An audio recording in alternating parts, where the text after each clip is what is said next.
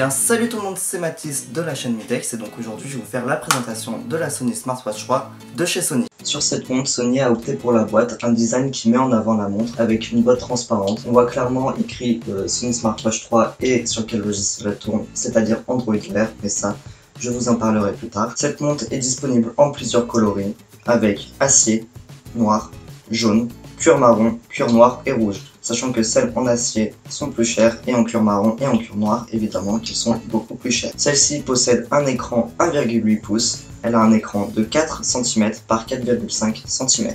Ce qui est malheureusement un bracelet plutôt grand pour vous mesdames et pour vous messieurs qui avez un poignet plutôt petit. Au niveau de ce que contient la boîte, on observe un packaging plutôt classique, même si à l'arrière ils ont rajouté un petit livret, ce qui est assez exceptionnel car je n'avais jamais vu ça auparavant. Lorsque l'on ouvre la boîte, on remarque un petit câble qui d'ailleurs est extrêmement petit, merci Sony, il fait la taille d'à peine une main. On remarque ensuite des petits papiers qui ne servent strictement à rien, comme par exemple la déclaration de conformité, et puis plein d'autres petits papiers, les informations importantes, etc.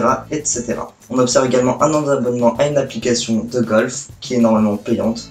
Mais bon, pour ma part, ça ne me servira pas, vu que je ne joue pas au golf.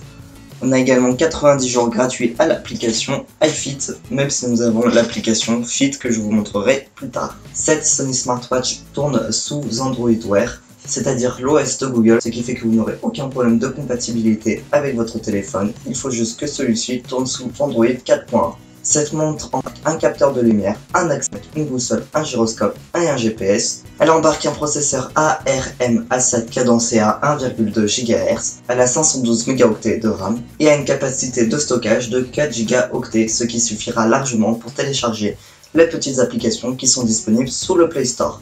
Cette montre est garantie IP68, c'est-à-dire qu'elle est résistante à la poussière, et le 8 qu'elle est résistante à l'eau. Celle-ci embarque le Wi-Fi, le NFC et le Bluetooth. Après une semaine de test, j'ai pu remarquer quelques avantages et quelques inconvénients. Le premier avantage qui n'est pas en demande, c'est que celle-ci tourne sous Android Wear, c'est-à-dire que c'est le système d'exploitation de Google, c'est-à-dire que tous les Android sont compatibles, que vous avez la possibilité de rajouter n'importe quelle application compatible avec Android Wear sur le Play Store. Le deuxième avantage est son prix, en effet celle-ci coûte seulement 140 € pour les moins chers. Pour les plus chers, c'est-à-dire le bracelet cuir noir et marron, elles monteront à 273 € et plus, mais vous avez quand même la possibilité d'avoir une très jolie montre pour moins de 200 € et ça c'est un point non négligeable. Le troisième et dernier point positif de cette montre, c'est que l'écran reste toujours allumé et n'utilise que très peu de batterie en plus. J'ai donc décidé d'activer cette fonction parce qu'une montre c'est quand même fait pour avoir tout le temps l'heure sur soi. Mais il y a aussi malheureusement quelques inconvénients. Le premier étant la batterie. En effet, Sony avait sur cette montre promis 2 jours d'autonomie. Même en me servant que très peu de cette montre, je n'ai pas tenu plus d'une journée. C'est-à-dire qu'elle était à quoi 30-20% le soir, mais je n'aurais pas pu m'en servir le lendemain pendant une journée entière. Et puis si vous en servez à forte utilité, vous ne tiendrez limite pas une journée, c'est-à-dire que vous terminerez avec 2-3% de batterie et je ne sais pas si c'est très bon pour la montre d'aller aussi bas de sa batterie. Le deuxième inconvénient, c'est que en naviguant sur cette montre et quand j'ouvre des applications qui étaient installées depuis le Play Store, j'ai pu constater des petits lags quand j'ouvrais des applications qui étaient installées directement du Play Store, mais rien de très rare, c'était juste des chutes de FPS. Le troisième et dernier inconvénient est tout simplement que la montre se déconnecte parfois du téléphone. C'est-à-dire que j'étais en sortie et puis d'un coup ma montre s'est déconnectée alors que j'avais mon téléphone dans ma poche et impossible de le reconnecter tant que je n'étais pas rentré chez moi avec le Wi-Fi. Heureusement que j'ai réussi à la connecter, même si j'ai dû attendre 2-3 heures avant de pouvoir la reconnecter.